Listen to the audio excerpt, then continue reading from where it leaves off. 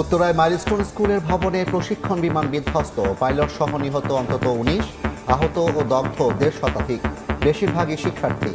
কাল রাষ্ট্রীয় শোক ঘোষণা। প্লেনটা এসে আঘাত হানে এন্ড ব্লাস্ট হয়ে যায়। আওয়াজ হলো আর পড়ে গেল, আর আগুন। বিল্ডিং এর পোল ভেঙে বিল্ডিং নিচে নেমে গেছে। আমাদের এখানে ব্লাড সংকট, প্রচুর পরিমাণ ব্লাড দরকার। ২-৩ জন বাচ্চা এসে আমাকে জড়িয়ে ধরে বললো যে আপু বাঁচাও, কিছু করো। এখন পর্যন্ত আমরা ১৯ জনের ডেড বডি উদ্ধার করেছি। রাষ্ট্রীয়ভাবে শোক দিবস ঘোষণা করা হয়েছে, পতাকা অর্ধনমিত থাকবে।